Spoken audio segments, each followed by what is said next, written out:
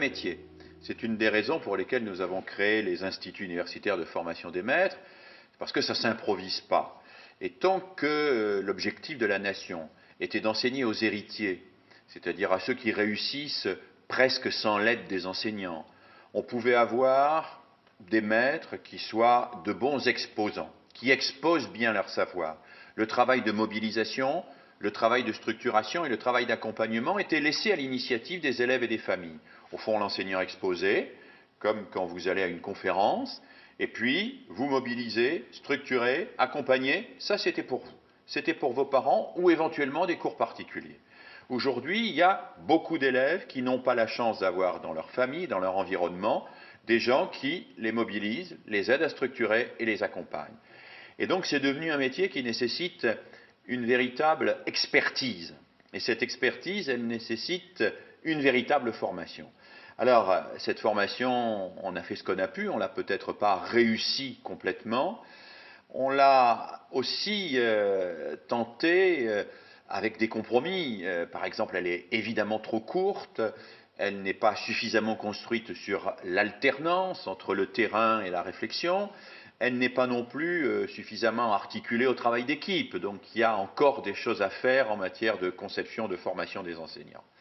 Puis il faut rajouter aussi que c'est devenu plus difficile d'enseigner aujourd'hui. C'est devenu plus difficile parce qu'il y a toute une série de facteurs sociologiques nouveaux.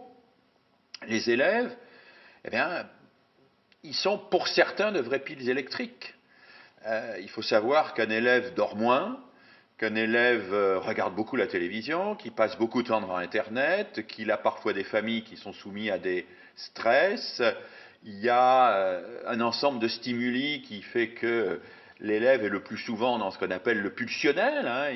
Il veut, il fait, il ne réfléchit pas, et quand il est en classe, eh bien, il veut que les choses se passent très vite, tout de suite. Alors l'école fonctionnait avant sur des rituels anciens, traditionnels, qui se sont effondrés, qui étaient obsolètes. Elle n'a pas su forcément créer des rituels nouveaux, adaptés.